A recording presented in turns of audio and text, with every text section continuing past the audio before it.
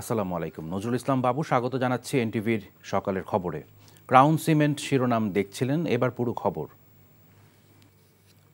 HSC ও সমমানের পরীক্ষা বাতিলের সিদ্ধান্ত বৈষম্য বিরোধী ছাত্র আন্দোলন সমর্থন করে না বলে জানিয়েছেন সমন্বয়করা। সচিবালয় শাহবাগ প্রেসক্লাব দখল দুরভিসন্ধিমূলক ষড়যন্ত্র বলে মনে করেন তারা। জানান, সংকটকালীন সময়কে পুঁজি করে অন্তর্বর্তীকালীন সরকারকে বিপদগ্রস্ত করার চেষ্টা চলছে। কায়কোবাদ মাহমুদের রিপোর্ট।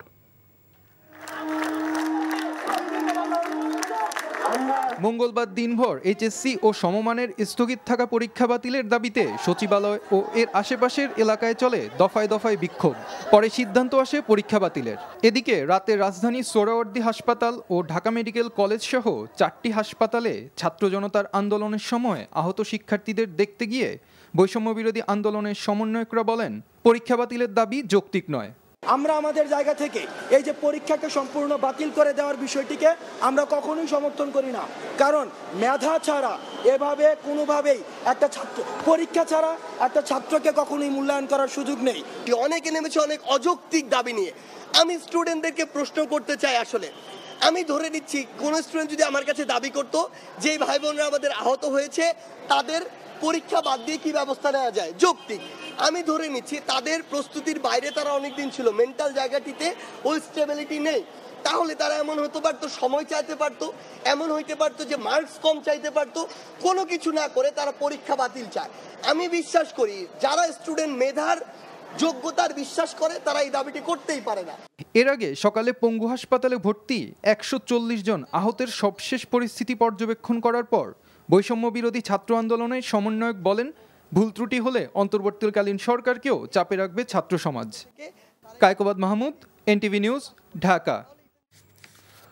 এর আগে শিক্ষার্থীদের দাবির মুখে বাতিল হয় এইচএসসি ও সমমানের স্থগিত 6 পরীক্ষা। আন্দোলনরত শিক্ষার্থীরা সচিবালয়ে প্রবেশ করে বিক্ষোভ করলে মঙ্গলবার বিকেলে এই ঘোষণা দেন আন্তঃশিক্ষা বোর্ড সমন্বয় কমিটির সভাপতি তপন কুমার সরকার।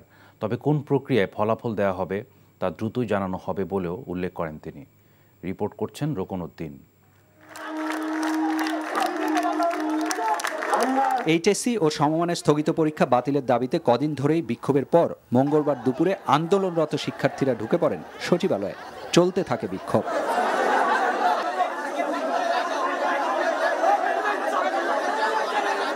অনেক ভাইরা হাসপাতালে আছে, যাদের হাত পা নাই, তারা কাতরাচ্ছে। আপনারা হাসপাতালে গিয়ে দেখেন তাদের কি অবস্থা। আমাদের আর পরীক্ষায় বসতে যাচ্ছি না, বাকি মূল্যায়ন তারা করে আমাদের রেজাল্ট দিয়ে দিবে। আমরা এখন চাই আমাদের যেমন 7টা পরীক্ষা নেওয়া হয়েছে, বাকিগুলা এসএসসি পরীক্ষা অনুযায়ী আমাদের রেজাল্টটা করে দিক। কিছুক্ষণের মধ্যে সেখানে আসেন বৈষম্য বিরোধী ছাত্র আন্দোলনের সমন্বয়ক হাসনাত আব্দুল্লাহ। শিক্ষার্থীদের পক্ষ থেকে আলোচনা করতে যান শিক্ষা সচিবের সাথে। এর মাঝে সচিবালয়ের একটি ভবনের 18 তলায় শিক্ষা মন্ত্রণালয়ে চলে আসেন আন্দোলনরত শিক্ষার্থীরা। প্রায় 4 ঘন্টার বৈঠক শেষে ঘোষণা আসে পরীক্ষা বাতিলের।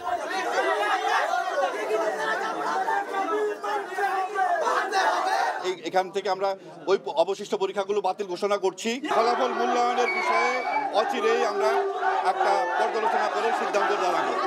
বাতিলের ঘোষণা এলেও প্রজ্ঞাপন না হয় সচিবালয়ের গেটগুলো বন্ধ করে রাখেন আন্দোলনরত শিক্ষার্থীরা। ফলে অফিস শেষ হওয়ার পরও সেখানেই আটকে পড়েন সচিবালয়ের সব কর্মকর্তা ও কর্মচারীরা।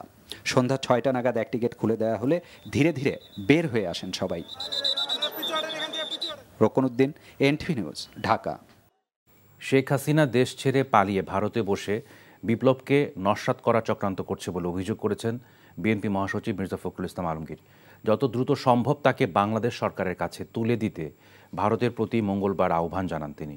অন্যদিকে ছাত্রদল আয়োজিত শোক সভায় গুম, খুন, নির্যাতনের শিকার ব্যক্তিদের স্বজনরা জড়িতদের বিচারের দাবি জানায়। আরও জানাচ্ছেন শফি মাহমুদ সাগর।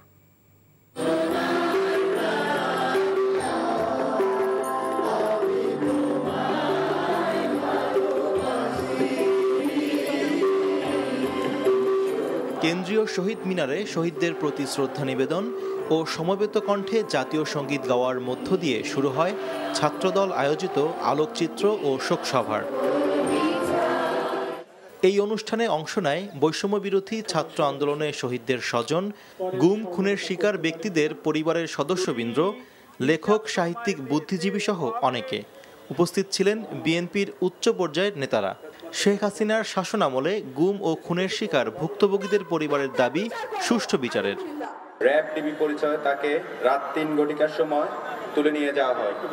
আজকে 10-11 বছরের মতো আমরা জানি না আমাদের বাবা জীবিত আছে কি নাই। যাদেরকে এখনো গুম করে রাখা হয়েছে সকলকে আমরা এখন আশা করি, আমরা সাহস করি আমরা বিচার পাবো। আর ছাত্র জনতার আন্দোলনে নিহতদের স্বজনরা চান শহীদদের রক্ত যাতে বৃথা না যায়। আমার ছেলেকে যেভাবে তারা নৃশংসতা করেছে, হয়তো আমি আর দ্বিতীয় কোনো ছেলের বাবা মাকে এই কষ্টটা দেখতে চাই না। এর আগে শহীদ প্রেসিডেন্ট জিয়াউর রহমানের মাজারে শ্রদ্ধা নিবেদন এবং জিয়ারত শেষে বিএনপি মহাসচিব মির্জা ফখরুল ইসলাম আলমগীর অভিযোগ করেন, শেখ হাসিনা জাতিকে ঋণের জালে আবদ্ধ করে গেছে। 15 বছর ধরে শেখ হাসিনার এই ফ্যাসিবাদী শাসন বাংলাদেশের স্বাধীনতাকে দুর্বল করে দিয়েছে। সে 18 লাখ কোটি টাকা ঋণে আবদ্ধ করে গেছে, পাচার হয়ে গেছে প্রায় $100 বিলিয়ন। সেই ব্যক্তিকে আজকে এইভাবে ভারতে আশ্রয় দিয়ে ভারত তার যে কমিটমেন্ট টুয়ার্ডস ডেমোক্রেসি, এটা ভারত রক্ষা করেছে বলে মনে হয় না। রাষ্ট্র সংস্কারে ইউনূসের নেতৃত্বাধীন অন্তর্বর্তীকালীন সরকারকে বিএনপি সময় দিতে চায় বলেও জানান মির্জা ফখরুল। শফি মাহমুদ সাগর, এনটিভি নিউজ, ঢাকা। কক্সবাজারের টেকনাফে এক হত্যাচেষ্টা মামলায় ইয়াবা গডফাদার খ্যাত আব্দুর রহমান বদিকে চট্টগ্রামের পাঁচলাইশ এলাকা থেকে গ্রেপ্তার করেছে র্যাব। মঙ্গলবার রাতে তাকে গ্রেফতারের বিষয়টি নিশ্চিত করেছেন র্যাবের আইন ও গণমাধ্যম শাখার পরিচালক লেফটেন্যান্ট কর্নেল মুনিম ফেরদৌস। এ বিষয়ে ঢাকায় র্যাব সদর দপ্তর থেকে পরবর্তীতে বিস্তারিত জানানোর কথা রয়েছে। বিভিন্ন সময় কক্সবাজার টেকনাফ কেন্দ্রিক ইয়াবা সংশ্লিষ্টতার অভিযোগ উঠে বদির বিরুদ্ধে। চলতি বছরের 17 এপ্রিল বদির 2 ভাইয়েরও সংশ্লিষ্টতা পায় সিআইডি। মাদক নিয়ন্ত্রণ অধিদপ্তর এবং বেশ কয়েকটি গোয়েন্দা সংস্থা ও আইনশৃঙ্খলা বাহিনীও বদিকে মাদকের গডফাদার হিসেবে চিহ্নিত করেছে একাধিকবার। কক্সবাজার 4 উখিয়া টেকনাফ থেকে 2008 এবং 2014 সালে দুবার আওয়ামী লীগের সংসদ সদস্য নির্বাচিত হন আব্দুর রহমান বদি। তবে 2018 এবং 2024 সালে একাদশ ও দ্বাদশ সংসদ নির্বাচনে অংশ নেননি তিনি।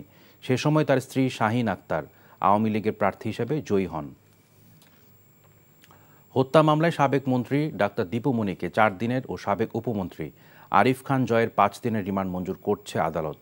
রাজধানীর মোহাম্মদপুরে মুদি দোকানি আবু সাইদকে গুলি করে হত্যার মামলায় মঙ্গলবার তাদের রিমান্ডের আদেশ দেয় ঢাকার সিএমএম আদালত। মেজবা হাসানের আরেকটি রিপোর্ট। ডাক্তার দীপু মনি রাজনীতিতে আসার শুরু থেকেই জমি দখল, প্রকল্পে দুর্নীতি সহ নানা কর্মকাণ্ডের মাধ্যমে বিতর্কে জড়িয়েছেন। বিশেষ করে পররাষ্ট্র এবং শিক্ষা মন্ত্রণালয়ে মন্ত্রী থাকার অবস্থায় তার বিরুদ্ধে বিভিন্ন সময় অভিযোগ ওঠে। মাত্র 35 লাখ টাকার 2টি ফ্ল্যাট থেকে 5 বছরে 3 কোটি 60 লাখ টাকার 3টি ফ্ল্যাটের মালিক হয়েছেন। সম্পদ বেড়ে হয়েছে কয়েক গুণ। শিক্ষামন্ত্রী হওয়ার পর দেশের শিক্ষা ব্যবস্থা নিয়েও বিতর্কে জড়িয়েছেন এই মন্ত্রী। শুধু তাই নয়, নদী দখলে সহায়তাকারী হিসেবে নাম কুড়িয়ে আখ্যা পেয়েছেন বালুখেকু হিসেবে। ওরা মোবিল সাউন্ড এবং সাসপেন্ডেড পার্টিকেলের ফলে ওইখানে ফাইটোপ্লাঙ্কটন হবে না, জুপ্লাঙ্কটন হবে না, মাছের খাবার হবে না। কিন্তু এই হায়ানার দল থেকে আমি কিন্তু মুক্ত রাখতে পারছি না, কারণ এই হায়ানার দলের পেছনে আছে একজন রাজনৈতিক শক্তি, একজন চাঁদপুরের এক নারী মন্ত্রী, তাদেরকে এই সহায়তা করে। শেখ হাসিনা সরকারের আরেক প্রতাপশালী সাবেক ক্রীড়া উপমন্ত্রী আরিফ খান জয় খেলার মাঠে অস্ত্র নিয়ে তুমুল সমালোচিত হন। প্রভাবশালী এই 2 নেতাকে মঙ্গলবার হত্যা মামলার দায়ে নেওয়া হয় ঢাকার সিএমএম কোর্টে।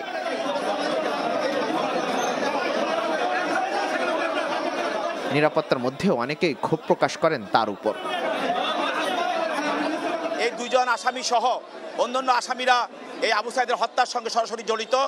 তদন্তের প্রাথমিক তদন্তে এই আসামিদের এই মামলা হত্যার সঙ্গে সংশ্লিষ্টতা পাওয়া গিয়েছে এবং 1 নম্বর আসামি দীপু মনি মহিলা হওয়ার কারণে তাকে 4 দিন রিমান্ড দেওয়া হয় এবং আরিফুর রহমান জয় তাকে 5 দিন রিমান্ড মঞ্জুর করা হয়।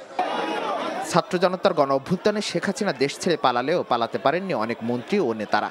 নির্বিচারে গুলি ও বিভিন্ন অপকর্মের দায়ে গ্রেফতার হচ্ছে অনেকেই। Mezba Hasan, NTV news, Dhaka. তারল্য সহায়তা দিয়ে কোনো দুর্বল ব্যাংককে বাঁচাবে না বাংলাদেশ ব্যাংক, এমন তথ্য জানিয়ে governor doctor Ahsan H Mansur বলেছেন, ব্যাংক খাতে দুরবস্থার জন্য দোষী কোম্পানির মালিক ও কর্মকর্তাদের বিরুদ্ধে ব্যবস্থা নেওয়া হবে। মঙ্গলবার ব্যবসায়ী নেতাদের সাথে বৈঠকের পর এসব কথা বলেন তিনি। বৈঠকে ব্যবসায়ী নেতারা ব্যাংক লুটেরাদের বিরুদ্ধে কঠোর ব্যবস্থা নেয়ার দাবি জানান। হাসানুল শাওনের রিপোর্ট। নতুন গভর্নরের সাথে বৈঠক করতে মঙ্গলবার বাংলাদেশ ব্যাংকে যান ব্যবসায়ী নেতারা। ঘণ্টাব্যাপী বৈঠকে বর্তমান প্রেক্ষাপটে ঋণের কিস্তি পরিশোধের সময় বাড়ানোর অনুরোধ জানানো হয়। একই সাথে বিভিন্ন ব্যাংকে অনিয়মের সাথে জড়িতদের বিরুদ্ধে ব্যবস্থা নেয়ার দাবি ব্যবসায়ীদের। সরকারের যে কোনো ভালো পদক্ষেপে আমরা ব্যবসায়ীদের উন্নয়নে, অর্থনীতির উন্নয়নে আমরা কাজ করব। আমরা এটাই সহায়তা দেব, আমরা এটা বলেছি। যারা সম্পদ লুট করছে, অন্যায়ভাবে সম্পদ অর্জন করছে সৃষ্টি না করে, এবং তারা ব্যাংকগুলো লুট করছে, তাদের বিরুদ্ধে কঠোর শাস্তি নেওয়ার জন্য আমরা বলে আসছি। পরে গণমাধ্যমকে গভর্নর জানান, ইসলামী ব্যাংকগুলোর বিষয়ে তাড়াহুড়ো করে কোনো সিদ্ধান্ত নেবে না কেন্দ্রীয় ব্যাংক। তবে বিভিন্ন ব্যাংকের দুরবস্থার জন্য দায়ীদের চিহ্নিত করা হবে। আমরা যারা দোষী তাদেরকেই টার্গেট করব, প্রতিষ্ঠানকে টার্গেট করছি না।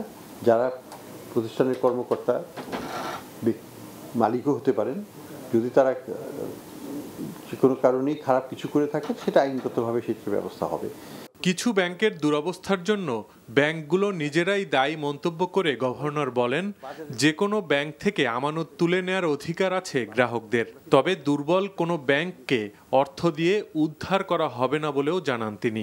ডিপোজিটাররা তাদের টাকা যদি উইথড্র করে, সেটা রাইট তাদের আছে, সেটা সরকার সেখানে কোনোদিনও হস্তক্ষেপ করবে না। সরকার যেটা বলতে পারে যে আমরা ওই ব্যাংকের জন্য কি করব, আমরা এই পর্যায়ে ওই ব্যাংকের জন্য আমরা কিছু করব না। সবসময় উদ্ধার করাটা ঠিক নয়। ব্যাংকিং কমিশনগুলো হবে, এই দুর্বল ব্যাংকগুলোকে আমরা তখন হয়তো ভিন্নভাবে এদেরকে অ্যাড্রেস করে চেষ্টা করবো এদের সংখ্যা কমিয়ে ফেলতে।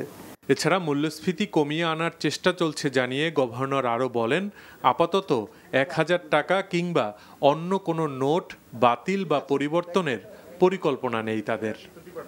Hasanul Shaon, NTV news, Dhaka. আগের সরকারের নেয়া ঋণের বোঝা বড় চাপ উল্লেখ করে অর্থ উপদেষ্টা সালেউদ্দিন আহমেদ বলেছেন, সময় বাড়ানোর জন্য আলাপ আলোচনা করা হচ্ছে। মঙ্গলবার সচিবালয়ে চীনের রাষ্ট্রদূত ও কানাডার হাই কমিশনারের সাথে সৌজন্য সাক্ষাৎ শেষে এসব বলেন তিনি। এদিকে রানা প্লাজা ও তাজরিন গার্মেন্টস দুর্ঘটনায় প্রধানমন্ত্রীর ত্রাণ তহবিলে জমা টাকা লুটপাট হয়েছে কিনা দেখা হবে বলেও জানিয়েছেন শ্রম উপদেষ্টা। রোকনউদ্দিনের আরেকটি রিপোর্ট। মঙ্গলবার সকালে সচিবালয়ে অর্থ উপদেষ্টার সাথে সৌজন্য সাক্ষাৎ করেন বাংলাদেশে নিযুক্ত চীনের রাষ্ট্রদূত ও কানাডার হাই কমিশনার। দুই দেশের পক্ষ থেকে অন্তর্বর্তীকালীন সরকারকে স্বাগত জানিয়ে সব রকমের সহায়তার আশ্বাস দেওয়া হয়। China we have our expectations, so it is some process we sit down to discuss and come with the consensus. So we'll continue to work with government and to see what we can do to support and to move forward together. আর্থিক খাতে আগের সমস্যাগুলো আর হবে না বলে দেশ দুটিকে আশ্বস্ত করা হয়েছে বলে জানান অর্থ উপদেষ্টা। আনফরচুনেট এটা এত বড় একটা ঋণের বোঝা নিয়ে এটা বড় প্রেশার, প্রচন্ড প্রেশার। কারণ এগুলো নিয়েছে ওরা চুক্তি করে, তাই না, নিয়েছে। এগুলো তো আমাদের ডোনারদেরকে আমরা বলতে হবে যে এটা বিরাট প্রেশার। এটাই তো আমি বলেছি কত জায়গায় গেছে এই প্রজেক্টগুলো, আমরা এগুলো রিভিউ করছি। এভাবে বেঁচে থাকার যে এদিকে সচিবালয়ে রানা প্লাজা ও তাজরিন তৈরি পোশাক কারখানার দুর্ঘটনায় ক্ষতিগ্রস্তদের সাথে বৈঠক করেন শ্রম উপদেষ্টা। এ সময় তাদের সহায়তার আশ্বাস দেন তিনি। প্রধানমন্ত্রীর ত্রাণ তহবিলের ব্যাপারটা আমরা সিরিয়াসলি দেখব, যে সেটা যদি লোপাট না হয়ে থাকে কিংবা লোপাট হলেও কিভাবে সেটা আপনাদের পুনর্বন্টন করা যায়, এবং আহতদের চিকিৎসার জন্য যেই ট্রাস্ট আছে সেই ট্রাস্ট ঠিকভাবে কাজ করছে কিনা সেটা আমরা মনিটর করব। বাংলাদেশের শ্রমিকরা আর অবহেলিত থাকবে না বলেও আশ্বস্ত করেন শ্রম উপদেষ্টা। গঠনে আপনারা রোকনউদ্দিন, এনটিভি নিউজ, ঢাকা।